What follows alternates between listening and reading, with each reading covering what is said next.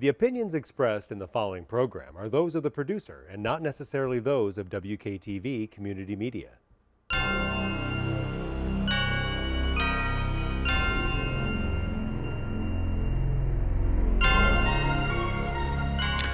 We hear things in the deep, dark night. We see things in the shadows, in the corners of our eyes. In mind and dim light, we sense things when they just aren't right. Our dealings are not with human flesh and bone, but rather with an essence that defies even the basic laws of nature, like space and time. These elusive selves challenge our logical minds, forcing us to take faith in the unseen, the unsubstantiated. We cling to theory, statistical inevitability, and the imminent manifestation of mystery. Brought to you by WKTV, I'm one of your ghost hosts, Wayne Preston Curtis Thomas. Welcome to another episode of Grand Rapids Ghost Hunters Paranormal Podcast. As always, we ask that you please keep an open mind about things that you might not easily believe as we explore the mysterious. Mysterious and captivating. Those are our two key words tonight. Let's start out meeting my co-host, zooming in from Alabama. Hey everybody, I'm Brandon Jose of Jose History Productions YouTube channel.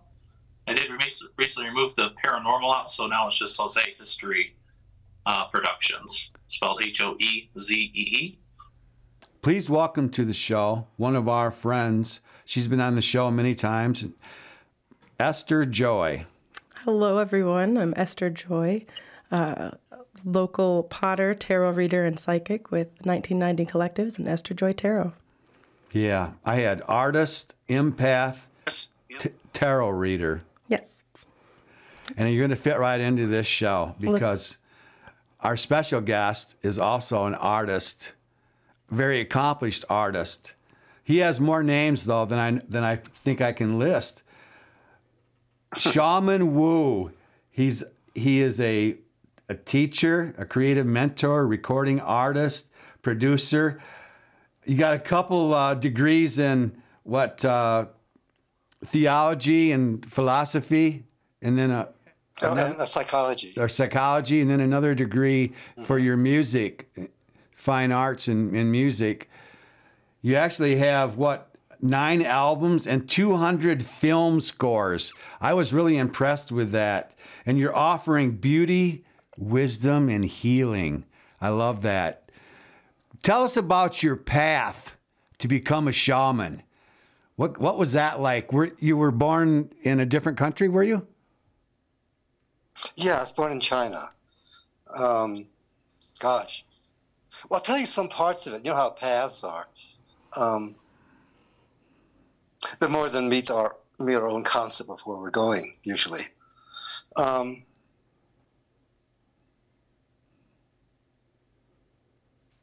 Excuse me. I'll start with this. About 10 years ago, I was at the Aspen Institute for some big meeting there, and I met some people who were shamans, and they asked me a trick question, what's it mean to be a shaman, or something about that. And my response, was actually, well, what led me to be a shaman was death, which is pretty standard in a lot of spiritual areas, the death of who we think we are, death of identity, death of the usual things we try to cling to. So I definitely had quite a few dark night of the souls in my life. And I remember one time, it was like when I was, but this does have your question. What led me to shaman, or how, it's my experiences and how I dealt with them, really. It's really fast. And when my former wife and I separated, I remember at one point I stood up and said to myself, this time, I'm not going to fix myself or her. I'm going to let everything go. And maybe, just maybe, what remains is something I can trust. That's what the death is about, stripping away. So more mundane ends. I think I was born with some of the abilities. I had a lot of dreams when I was very young. And I remember one important one, I had a nightmare. Night after night of being like on a 1,000-foot tower that's maybe 10 feet by 10 feet and no way down. It's very, very frightening, trapped. I step off and dead. And then one day in the dream, I realized that I was dreaming, not the lucid dreaming thing. And my logic went, well, if I'm dreaming, then I can't die. So I jumped, in that dream. And from that moment on, I could fly in dreams. Like if I was meeting a nightmare or something strange, I had the ability to fly. So that began really early, maybe 7 years old. Long background in meditation. Probably meditate an average of 2 to 4 hours a day since I was 7 years old. I just like to do it. Now, when you say meditation, oh, this makes sense. This is different than transcendental meditation. You don't have a mantra, do you? You repeat a mantra? Actually, I do. Oh. Yeah, pardon? Oh, you do have a mantra that you repeat? I just want to make a comment here. You want to hear it? Yeah. Let me feel that. I mean, it's not an uncommon mantra. About 1 million people in the world do it, in particular in India. It's like, for whatever, right now, I don't feel like sharing it. I think I just need to keep that energy close by right now without dispersing it. But if you want to look it up, it's one of the classic Sikh meditation. It starts with Jat Jyoti and Nai Ran Jan, which is supposed to be the god of the first level of the heavens, which basically is all of creation. But anyhow, it works for me. I'm doing it so many times. I've used it through, a lot of crises, so it's burned in. I want to make a comment about meditation. And people think, basically there are thousands of different types of meditations, all with the strengths and weaknesses. So when I meditate, sure, I have the background of the mantra, but I'm doing a lot of other things too. Mindfulness, things I learned as a trauma therapist, the things to reach the wounded part. In some ways, a lot of my meditation is not so much about getting to spirit. I have an opinion about that anyway, which it's more about bringing comfort and support for the one who has to walk the earth. And one of my attitudes about spirituality is, this sounds pompous, I like to say it anyway, but I'm not worried about spirituality. I think that's sort of automatic once we strip away stuff. And to me, spirituality is an action upon the earth, when the rubber meets the road. How do we be kind to ourselves? How do we be kind to other people? 2 years ago, I wanted to, set a clear intention statement for what I was about. And I came across one I liked a lot. And it goes basically, I'm really grateful and happy to be able to help people to love themselves more. It's as simple as that. And that can look like so many things, I don't know. I'll actually want to hear more about the shaman a bit. Okay, yeah. I could dream. I have this ability to go into to mimic other people's bodies, literally. That's one of the ways I work. I feel something, and I know whether it's mine or theirs, and I know it's theirs that we have a direction to go in. So there's a lot of sensitivity. I spent the shaman part. I'm a mountain guy. I'm a wilderness guy. Nature is my medicine, and I go real fanatic to make sure it's available to me. There's one of my albums. Was it? Can't remember which one. Maybe Traveler. But in the course of the album, I hiked for about 4,000 miles over the year, and I just lived at foothills, so it was easier to get to the mountains. But those long times in the wilderness I spent, I did have visions. I did have connection with the earth. I would find rocks that were healing. And that was not something learned. It was something I didn't doubt and allowed myself to feel. You told me to ask you about your time in the mountains, and I don't know if that's when you went up in the mountains to become shaman. Yeah. Oh, I'm sorry. I'm taking care of a dog, and he's having a nightmare. Oh, it's no. Okay, kid. Anyhow, yes. I mean, it wasn't like I went there to be a shaman. I was already a shaman. Oh, okay. I went there to live it. But I can tell you a very shamanic story if you'd like. I don't know if I'd take you up too much time. I was technically married for 30 years. My wife is a wonderful person, but we separated at 20 years. So it was nearly killed both of us. That was part of my shamanic journey. I'm talking about death, right? And about a year after our separation, one thing about things like that, a disaster, it can open your senses, and you listen to your intuition a lot more acutely. Anyhow, so one day something told me to make this. I won't get to show. Make the spear. I mean, a really beautiful spear. It's right here, right now. Rare woods, I didn't make the blade myself, but anyhow, there was a time in that shamanic listening where I didn't dismiss signals like that. So I spent a month making the spear, and then 2 months later, the little voice said at midnight, "Pick up your spear and go into the mountains." So I went back to my spear, drove and went hiking up the mountains. In Colorado? I came across this plateau. Yeah, Colorado. Yeah. No, this was in Pasadena. That's by the San Gabriel Mountains. Anyhow, a quick long story short. So a voice said, "Hey, stop here. There's this plateau." And I stopped there. No, this is night, a beautiful night. And then when I was making the spear, the voice, anyhow, had me leave this 3-foot leather cord uncut. And I paid attention. So up there on the mountain, the voice, "Okay, stop here, take out your knife, and cut the umbilical cord." And basically that cord, was a symbol of the umbilical that still attached me to my wife and maybe to all women, but not in a healthy way. So that's a shamanic experience. Do you think that cord cutting in general is a big part of shamanism? Yes.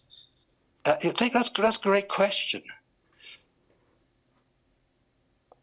I think it's a great part of many healing approaches, including shamanism. Yeah. What like trauma, we're stuck in time, right? Yeah. We have to cut the cords. Yeah. So yes, that's a great question. Yeah. And I think it applies to all healing too. Yeah. So your co-partner in your book, Robert Novak, didn't he have some sort of a traumatic event also? Is he shaman? He had a traumatic event with his wife? No, but that changed his life? She died of cancer. Yes, absolutely. I mean, we got there because he started to work with me as his guru, you might say, his teacher. About a year after his wife died. And we became close friends, and then it was his idea to write the book, and that's how it got started. Robert and I really do see a lot of things the same way, but I had the skill with words. Okay, yeah, I wasn't sure if you were like born into it, you got some of this through your family legacy, or if it was some kind of a traumatic experience in your life that put you on that path. It sounds like maybe a little bit of both. Yeah. Well, I'll say this because it's fun and it's all speculative, what we really know. But yeah, I was born in 1950. We came from, you might say, an elite family in China. My father was 10 years in the Flying Tigers. He was a fighter pilot. And he first fought the Japanese, and then he fought the communists. And I'm really well aware of the influence, meaning my mother was very young. And there is a thing that the fetus does pick up on the neurochemistry of the mother. One of the first things that evolves in the fetus is and becomes tangible is the limbic system, which has the receptor sites for the threat hormones. So, here's my mother, young, husband away, never know he's going to come back. And as things got worse and worse, there were bodies floating down the river every day, sometimes hundreds. Bombs were falling. Shanghai was being bombed. And so basically, I grew up, not some other people had it much worse, but I did grow up with no semblance of feeling safe at all, ever. And that's part of what led me to shamanism.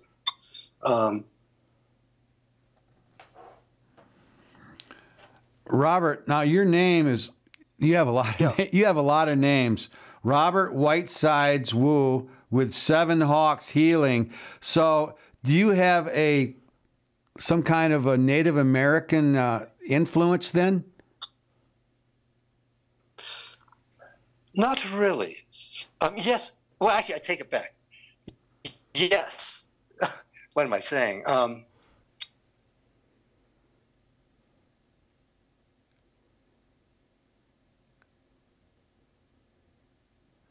Because you got the Native American name. I do. Whitesides, I would What's think. that? Whitesides, and with Seven Hawks Healing, that sounds Native American to me. Oh yeah. No, Seven Hawks Healing is not my name. It's my business. Right. And somehow they scrambled. But yeah, Whitesides was my former wife's name. I didn't want to, her to lose her name. So my married name was Whitesides Wu, and that became a recording artist name. Right now, for whatever reasons, I decided to go with my as a shaman, as a healer. I decided just really about 3 years ago to go with my full Chinese name, which is Wu De'an. I'll share you something that's fun. Who knows in terms of what leads one to be who they are. Wu De'an, that's my Chinese name. Now 3 characters. Your name. And I was born at a time in China when. Pardon? Your name translates to I was harmony. born in China at a time. Harmony within war and peace. How fitting. Yeah, this was, isn't it? Yeah, it was chosen by a naming astrologer, which was the way it's done in China that time. More specifically, I thought it goes like this: Wu, the first character, is in every character in Chinese that has to do with war. An, the third character, is a character in every word in Chinese that has to do with peace. And the De is literally the Tao. So my name is the Tao of War and Peace. And it turned out my life is the Tao of War and Peace. Yeah, how fitting. You know what? Yeah. On the lighter side, you used to have really long hair. And I saw a picture of you when your hair wasn't all the way down to your shoulders, but it looked just like, I don't know if you've ever watched this program, Kung Fu with David Carradine. Yeah. You look just like him. People have told me that so many times. I saw an old picture of him playing the character Kane and an old picture of you, and I swear you guys look like brothers. But your hair used to be all the way down to your shoulders. I'll take that compliment. Yeah. Well, yeah. It was like. Well, I am a gun fu. Yeah. And you're already. I am a gun fu dude. I'm gonna say you have training in kung fu also, right? I want to get back to the meditating because we kind of skipped over that quickly. Isn't it? Do you do like belly breathing when you meditate? Belly breathing? Oh, I'm sorry. Yeah, can you say that one's blurry audio-wise? Can you say that again? Yeah. Do you do belly breathing? Yes, that. Belly breathing when you meditate. Belly breathing. Well, like that. Yeah. Among many other things, diaphragmatic breathing, definitely. Actually, I did. I started that very early when I was studying Zen Buddhism and being a martial artist in the Japanese styles. Yeah, no, my so I was having a doctor's checkup the other day. My doctor's listening to my breath, and she said, "Man, you can always tell somebody who does yoga because of the way I breathed." Yeah. Okay. And you said, this is a quote, enter non-ordinary reality. So I'm guessing you enter some sort of a trance, or do you have a ritual that you go into? Yeah, that's a good query. I hesitate. I mean, the times I go into trance, I hesitate, like my healing work in that woo-woo area. I call all the weird stuff I do the woo stuff. Anyhow, most times it's not a trance because I'm very aware. I'll sort of describe, I don't have a ritual per se, like lighting candles and stuff that, as much as for me to do the transition from here to there, from ordinary to non-ordinary, mostly what I do is silence for it, taking my time, silence. And I wait to see what shows up. So it's very awake, very aware. Yeah. One way I like to describe it, coming from a Chinese medicine background, I take the time to transition from personal qi, which I know, our lovely ego, which we tend to over abuse, to what I call universal qi. You call that the divine or something. And when that shift happens, it's extremely tangible to me, meaning my vision changes, the light quality of the air changes, there's a lot more definition in things. Here, I'll give you a description. This is from a blog. About 2 years ago, I finally wrote a blog about the really strange, weird, shamanistic stuff, which I was very afraid to write about, and fear of trolls and all that. I just had to. So in it, I just described two of the more outer things that happen. Things that happen, basically. That's weirder. I'll try to keep this brief. About 7 years ago, a guy's wife called me to see whether I could do sessions for her husband, who had developed DVT, deep vein thrombosis, which are blood clots in the leg, very dangerous. They can break off and create an embolism. He flew a lot, and a lot of people who fly a lot, they're at risk of deep vein thrombosis because they're static. Anyhow, so I worked with him for the summer. And of course, there was life change with that happened too. So I was also working with life change. But towards the end, he came to his weekly session and said, "Hey, whoa, I got a lot of pain down on that right calf where the blood clots are. Can you do your shamanic thing?" So here, what it looks like for me. I said, "Okay, sure. No guarantees. Let's see what happens." And he had worked with for already 3 months. The first part of the ritual is to do nothing. I'm waiting until I'm in a larger space. So I just, we're beginning now, and I do nothing, and I wait. I wait with the intention of letting go, connecting to the call it universal qi, universal mind, divine, whatever you want to call it. But then it happened. That switch happened. It took about 4 minutes, I think. And this is the shamanic part. When that switch happened, I saw in his body all these, later on I called them leeches because they were like a leech shaped. They were different sizes. They're all sort of luminescent and blue.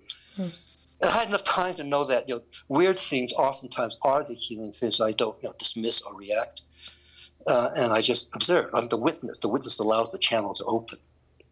And anyhow, so yeah, they were everywhere in brain, his little toe, not just in his calves. So I just watched them for about 20 minutes, and then it felt like it was over. And I withdrew. And he said right after, he said, "Wow, that's cool. I have a lot less pain now." And I didn't know he had ultrasound that day after me, and he was getting ultrasounds every day, you know, to see what the blood clot situation was.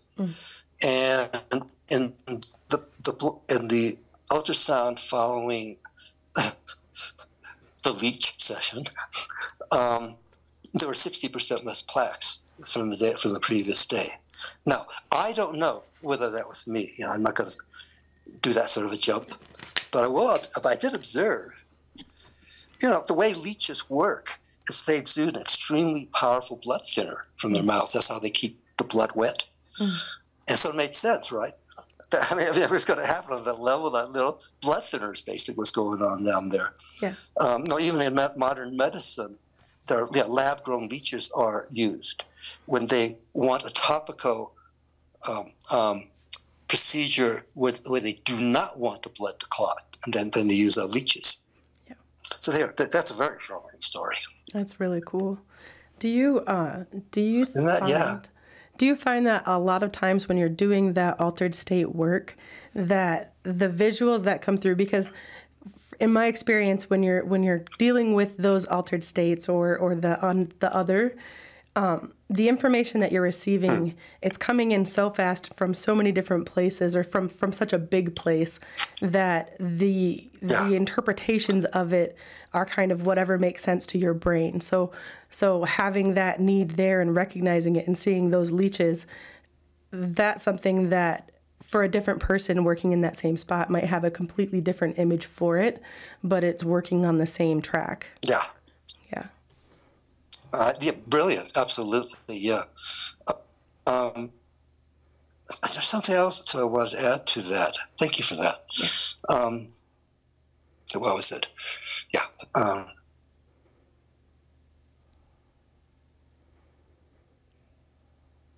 You know, it's a tricky thing. I mean, one thing that I was really slow to trust myself in is, you know, do I have insight or if I'm just crazy, right? You know? And, one comment I'll make. I love what you said about the complexity and how do we filter out, right, what's appropriate. These days, well, more than these days, in psychology, there's I still study trauma psychology a lot because that's a lot of what I do as a healer, working with trauma. There are sort of two general approaches. Traditionally, it's called top-down. You know, we have a model, we have a theory, and we try to apply it to something, right? But the approach I really like these days, it comes from somatic, from the somatic end. Yeah, the bottom up. Is called bottoms up. Yeah. And that's my biggest way that I discern. Yeah, yeah. You get it. Yeah. Well, I feel like the bottom-up approach, especially when you're dealing with like stepping into that listening space or the observer mode, with bottom-up, you're also interpreting information that doesn't always seem like it's coming from a direct place. So when you're dealing with trauma, like you're just getting this information from the body, and when you're in like an active participant mode, it's hard to follow where it's going, versus when you're in the observer mode, it kind of it comes up to you instead, and then it lets you process it. It's a very different experience though. Like top down, everything's very articulate, and bottom up, you can't put it into words very well. Exactly, but it's holistic and more accurate. Yeah. I mean, our minds are great machines and useful, but the mind works by putting things in boxes. Yeah. And a lot of parts of healing are much more complex than boxes. Yeah. Yeah. Yeah. Robert, some of the work that you do resonates with me is the combat veterans and with PTSD. Apparently that's a big part of what you do. Yeah.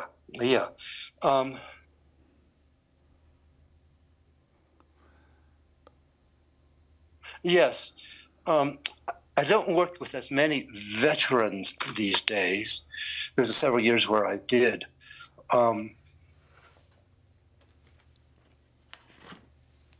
But yeah, I'm sorry. I just sort of. What am I going to do? It's funny, as I'm figuring out how to answer your question, what I am experiencing, this is not a problem, is grief in my chest and my throat.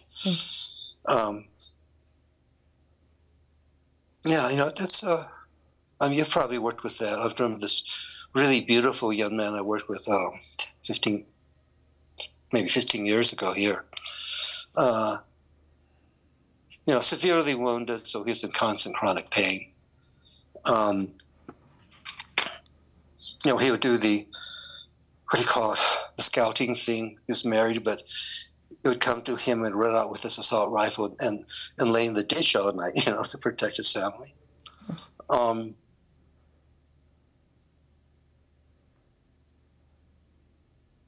don't have any overall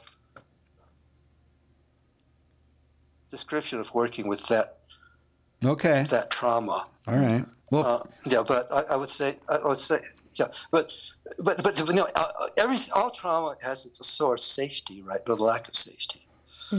And so what I do is try to find the ways for that individual, for that moment, to feel there's some sort of sanctuary. There's a definition of sanctuary I'm totally in love with, which is sanctuary is where we feel safe enough to be unsafe. To finally let it out in a safe way, so bit by bit that stuck energy can be released. Yeah. And in my work with combat veterans and everybody else, a lot of it I learned was to just provide that sanctuary. The timing of their healing is not up to me. Those little things add up over time. You talk about wholeness. And I don't know, do people mostly come to you because they're broken or because they want enlightenment, they want to move to another level, or both? Usually it's a combination. No, most people, I design my website. I get most of my work through my website. And I design my website to be a filter. Because I don't want to work with everybody. I'm more effective with some people, not effective with others. And so in terms of the filter of presenting who I am and the feel of myself to people, most of the people come, sure, they have specific things, sometimes real things. Like right now I'm working with a wonderful woman whose husband died 2 weeks ago after a long, grueling cancer.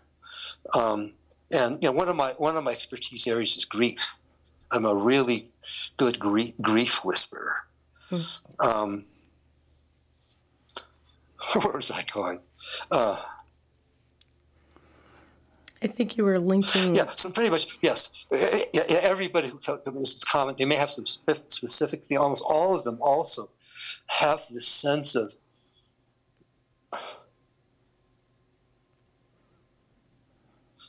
spiritual is such a wild word. It could mean many things to many people. I'm almost a little wary of the word spiritual. Yeah.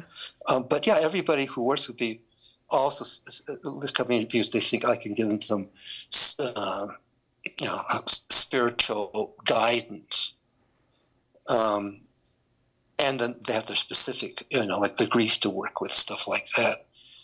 There's something that Esther said. And something that you said, I think, in your intro.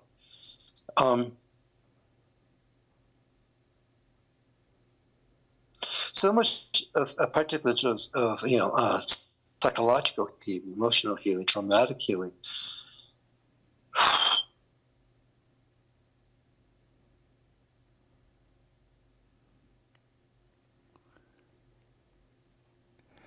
Your Facebook has an affirmation. Sorry, I sort of froze. Oh, yeah. Your Facebook has an affirmation for every occasion.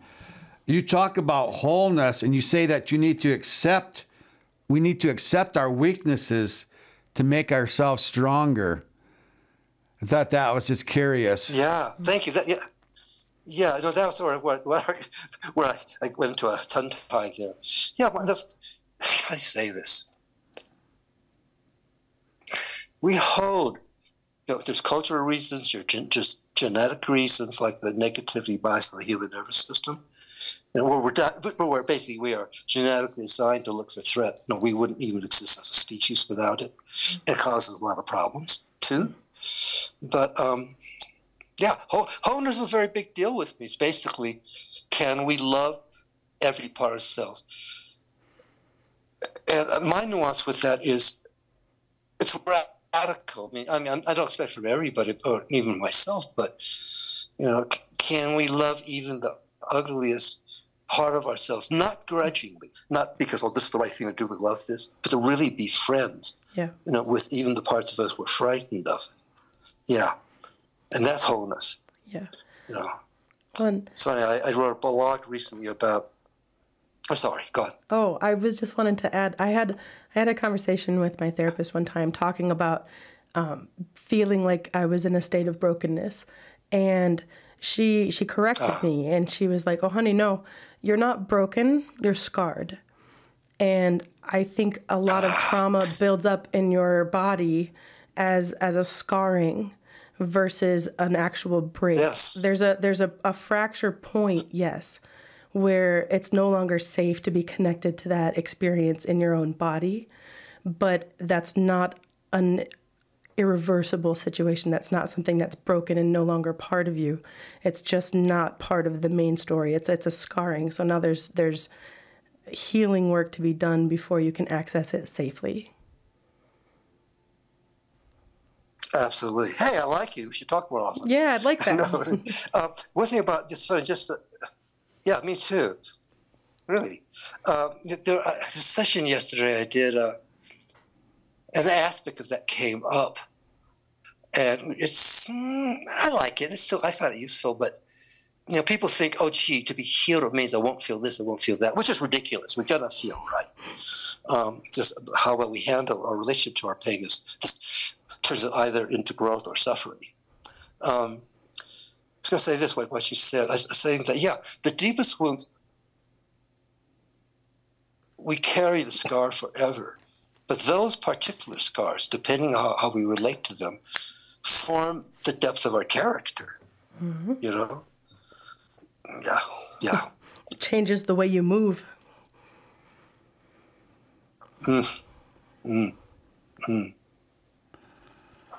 I have different definitions of shaman, and one of them says they access and influence the world of good and evil spirits. I'm wondering, have you had to deal with evil spirits? My brother's a preacher. He says if there's one, there's the other. Uh-huh. Have you had to deal with the evil? Oh, see, your brother's a smart preacher, absolutely. I'm sorry, I'm going wacko here. But yeah, just like grief and love belong to each other, are in the same, if we don't grieve, that means we're blocked off our love. Yeah, I have. I'm going to mention something before I get into this area. Because some of the things I talk about are not necessarily for everybody. I think one of the governors for me that makes me, I'm very aware of that. I'm very flawed. I've been an idiot many times, but also I'm essentially a very good person. And I think that has to be the foundation in any of these things used well. Because like anything, light can be used to kill people. It goes either way depending on the intention. Mm-hmm. When I was getting into shamanism as owning it, no, I have to make clear that in the idealization of things, there are plenty of indigenous shamans who specifically their job is to curse people, and to do quote unquote evil things. So shamanism by its very nature, it's not like you're a shaman, you think good thoughts. Mm-hmm. It's a management of the psyche and invisible thing, the non-ordinary reality, but it still has to be grounded in the character, our personal character. That said, I got to mention, very early on, as I was seriously studying it actually, there's a trick that's considered very dangerous for a person working to be a shaman, where okay, let's say you have something that is plaguing you, and you can feel like it's a heavy-duty demonic sort of a thing. And the trick is actually to magnify the demonic thing, to make it really allow it to get huge. And so I tried that one day. Yeah, I mean, I won't describe what it looked like. I have very visual, strong imagination, so it helps. And what was trippy was when I fully wasn't trying to correct, the monster in me. It transformed itself into beneficial strength and awareness. So that's one way in terms of like demonic. I've worked with demonic in clients sometimes where they have an entity, and there are times I can do something about it. It's funny how these things work, that when you're meant to. And then when I was in college, which I had no idea what shamanism was, I was into science fiction and music. At UC Berkeley, there's like 3 times when students would walk up to me and just say, we got a problem. We got a ghost in the dorm room, and can you do something? I don't know. Maybe just because I was Chinese, they thought I could do something about it. But I found out that I could.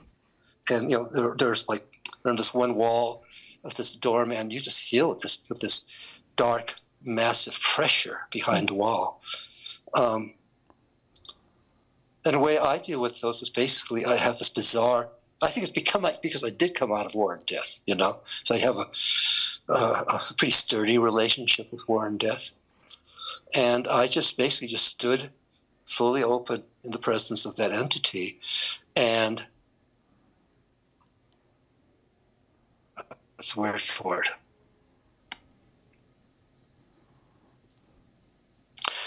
And was calm and neutral and unaffected by that force. And when it met that field of where it couldn't penetrate, because there's no fear. Yeah, unintimidated. It went away. Anyway, I have actually a lot of stories, so I won't tell them right now. Yeah. On the show, before, I've characterized shamans as being secretive. And I don't know if I was really just saying that. I mean, it's stuff I've read. I've never worked with a shaman. I've ran into people who have worked with shamans, but it's like I'm putting it out there that, they don't want to reveal their secrets. Is that true, or you're sharing today, but it seems like you're keeping some things you don't want to necessarily share with us? Is that a bad characterization? That's a fair question. I don't think I'm actually keeping things from y'all. It's just, you can't say everything at once. I'll take a moment to check that question out. Could I maybe reiterate it? Yeah. Because I think a lot of things where you're dealing with something that's very difficult to describe, and you're dealing with places that are also very difficult to describe. And so when you're dealing with something with that much complexity, you can't jump straight to step 5 of that experience without explaining step 1, 2, 3, and 4 before you get there. So you can't just answer a question directly without having to kind of provide an explanation of the places that you have to maneuver through before you get there. So secrecy somewhat, but it's more complexity and not being able to put it into a simple answer. Robert, and not only that, that's great.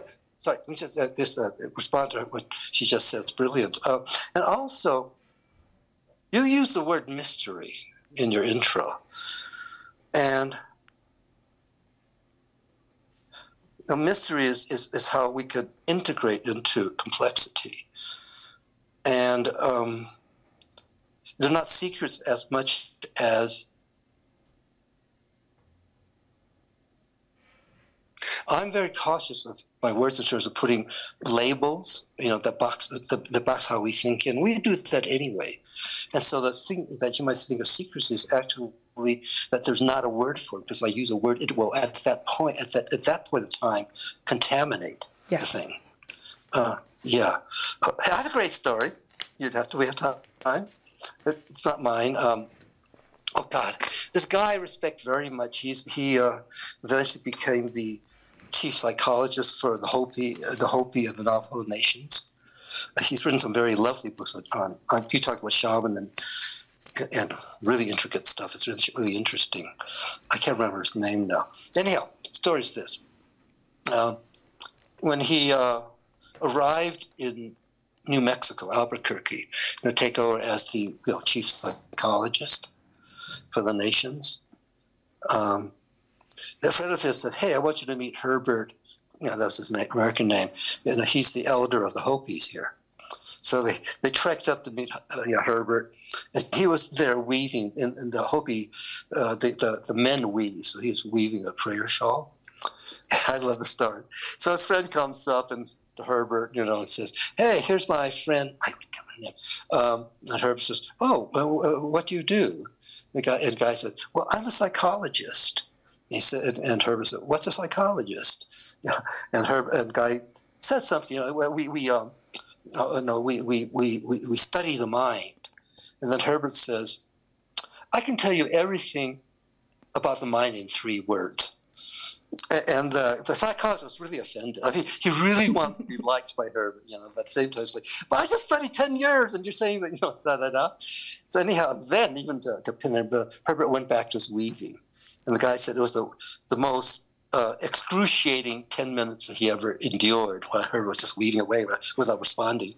Then finally Herbert looks up and says, "I will tell you everything about the mind. It's a mystery." Yeah, we like to deal with the mystery rather than paranormal. We use that word, but found out. And then our Bigfoot people come on, they go, "We're not paranormal, but they are mysterious." So I'm wondering, do you ever use any herbal medicines for healing, or is it just through the mind? I mean, mushrooms or peyote, anything like that, or white sage, use any of that stuff? I would say, by the way, saying nothing is just the mind. I'm sorry, I'm being a bit tweaky here, okay? And the mind tends to occupy all this stuff, but I do, sometimes I do,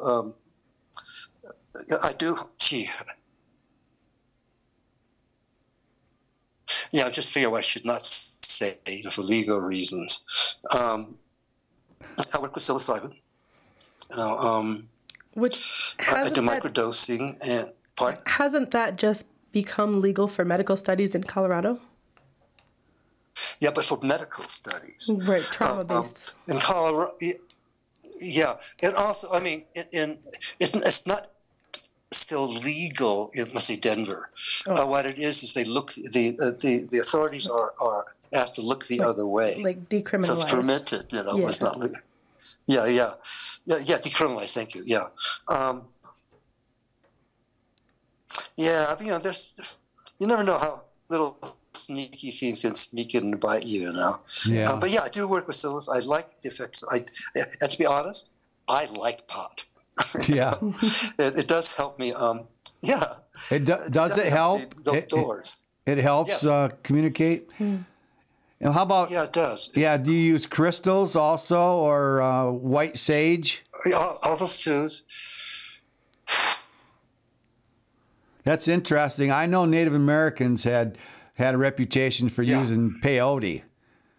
So that's the reason I asked. I have a background in psychedelics, so I'm going to say my first acid trip was when I was 14. Okay. And I saw God. So, shamanism, I guess, is like an ancient form of religion. It cuts across all faiths and creeds. But I get the feeling that you identify with Christianity. I identify with most forms of spirituality in their mystical arena. So yeah, I've done a lot. Yeah, I have a degree in master's in theology. You've studied world religions, right? Yeah, and I was going to say,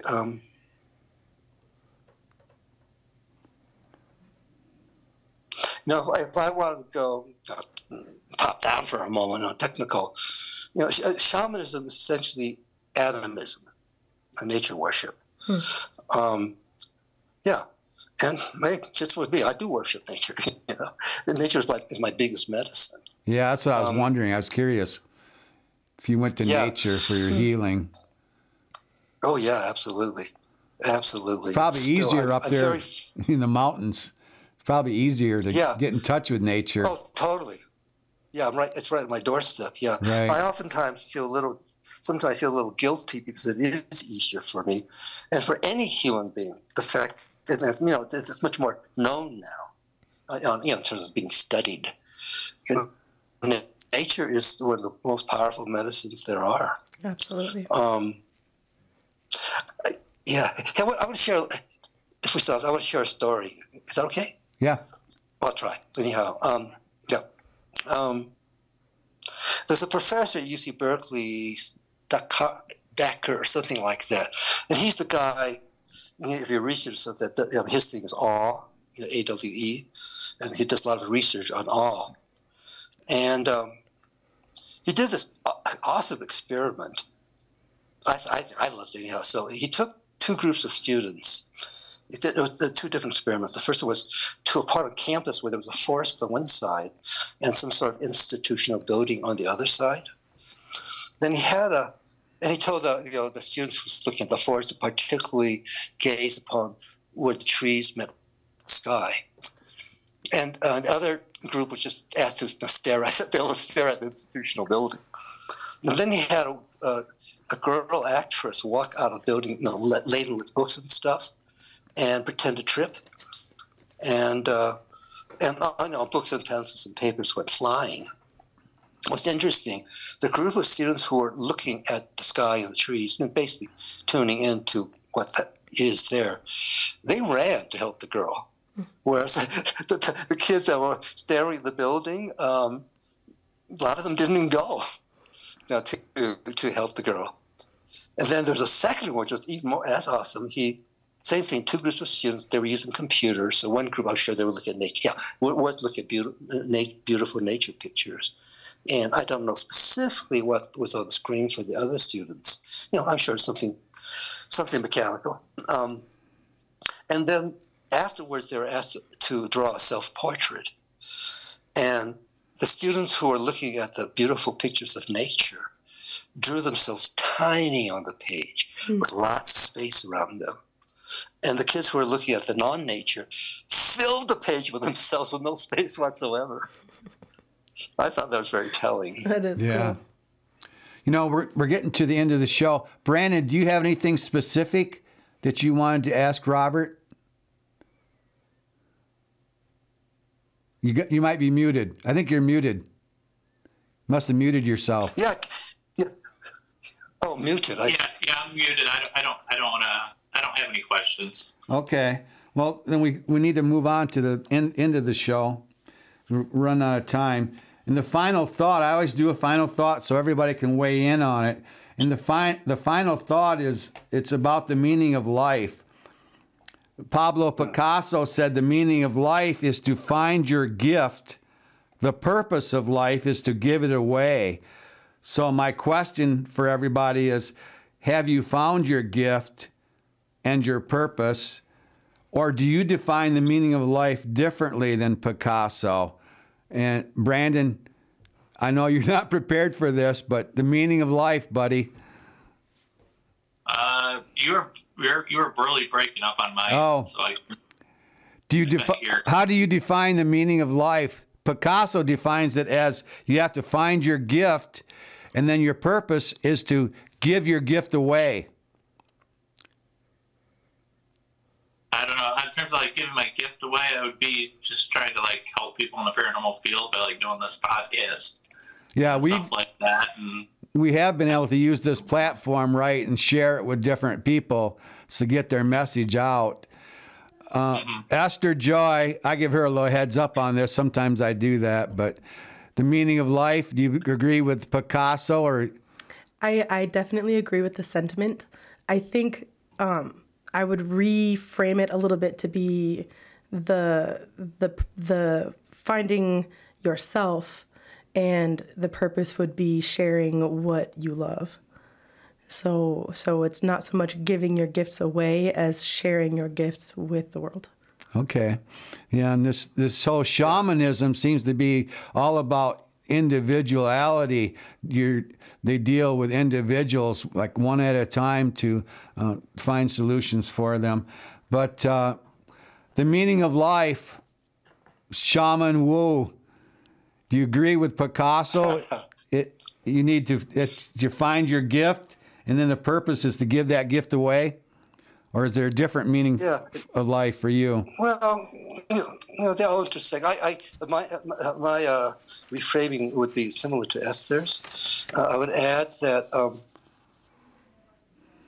we call it gift. We all, I think, deal with existential wobbles, right? Who am I? Why am I here?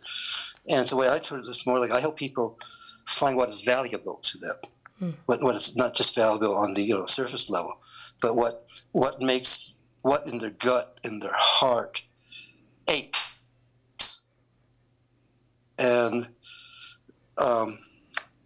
try to help to find them ways for them to actually take action towards what the value is. It's more how I relate to it. Yeah, I definitely think you're giving it away. I think you have found your purpose. I think Brandon and I found. One thing. Yeah, I'm sorry to interrupt here. It's just a language, so it's a history. But there's a statement about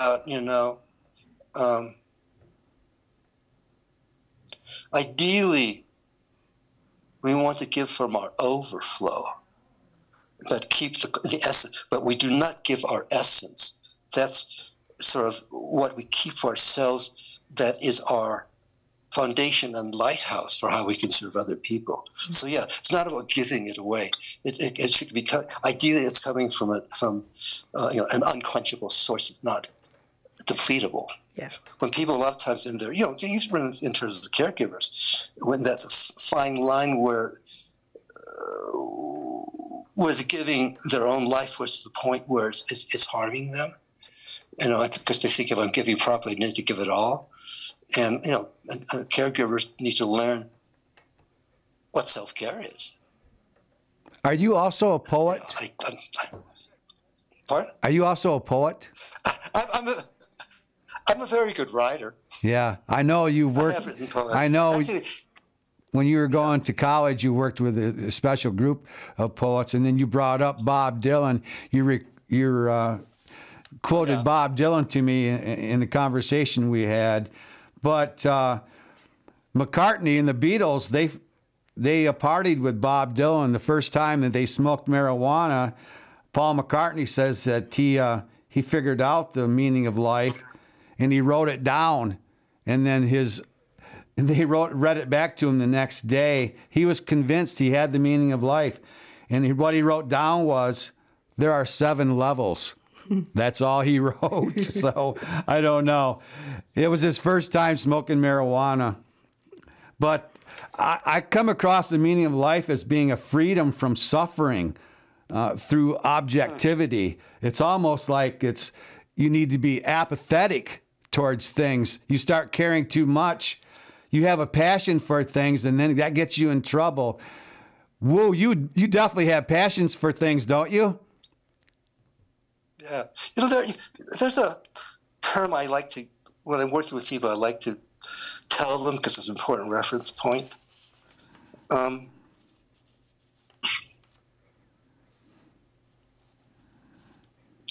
Gosh, I lost.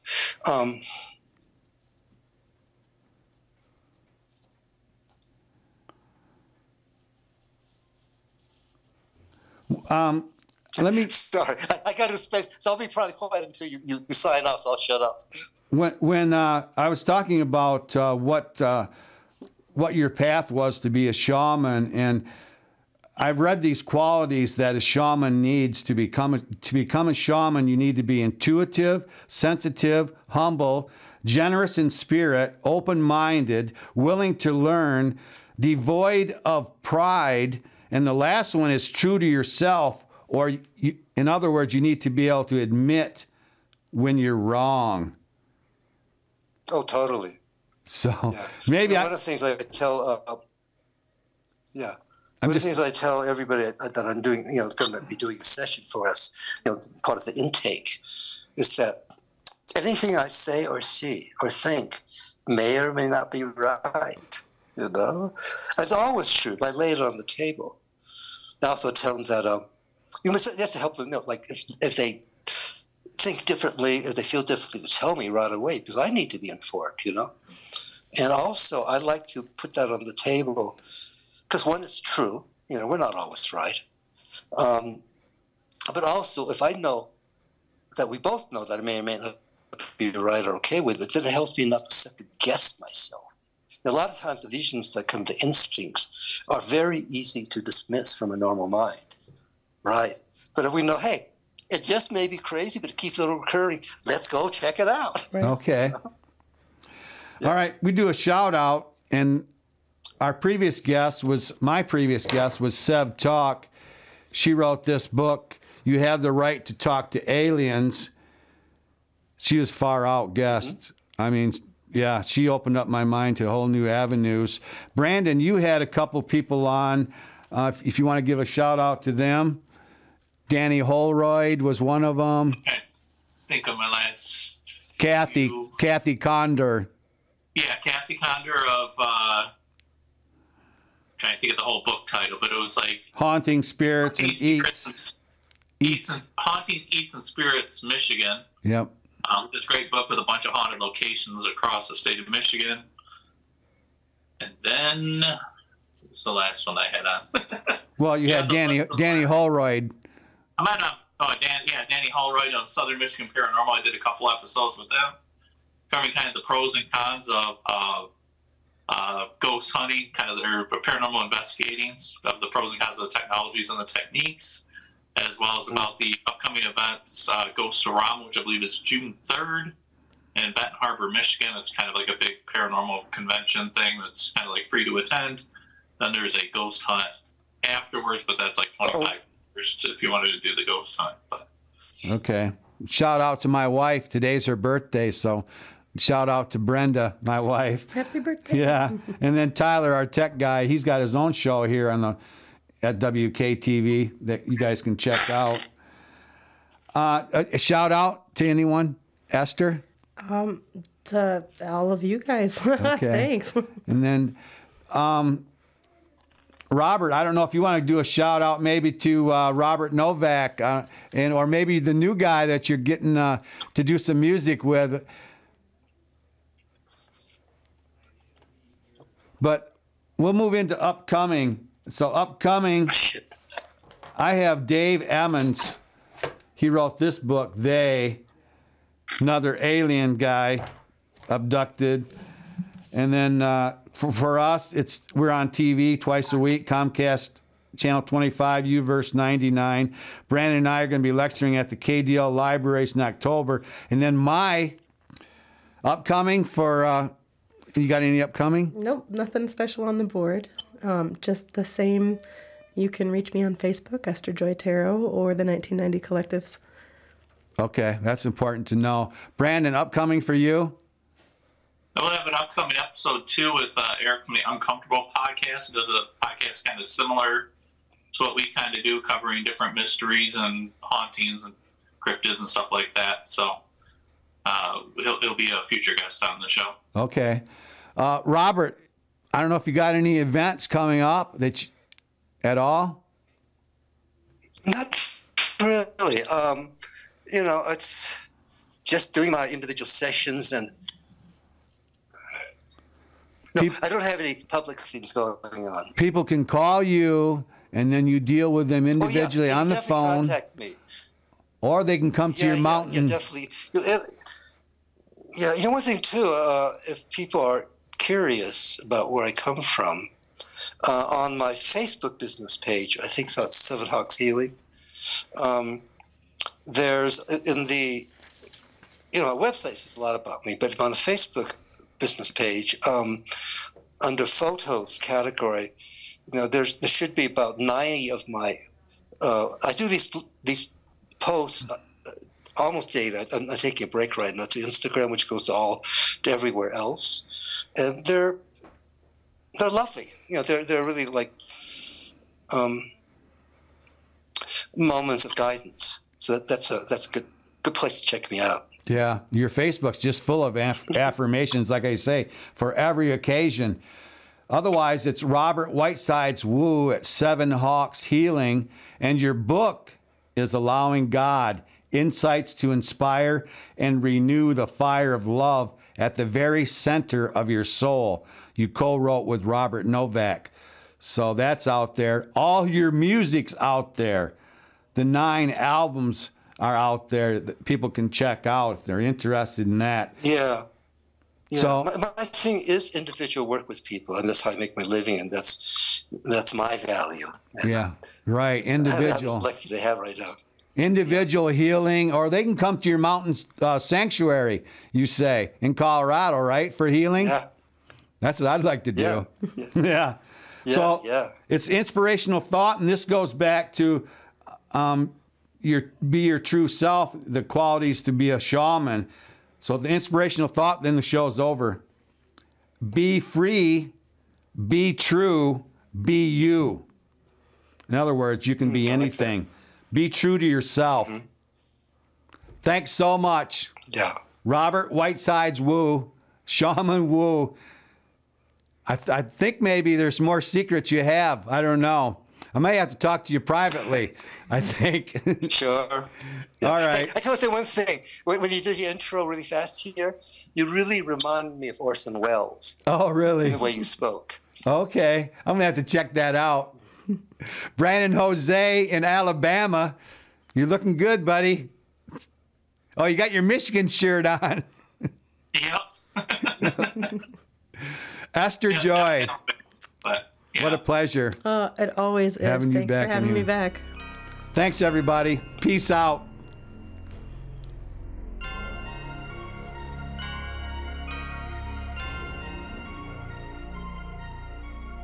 The opinions expressed in the preceding program are those of the producer and not necessarily those of WKTV Community Media.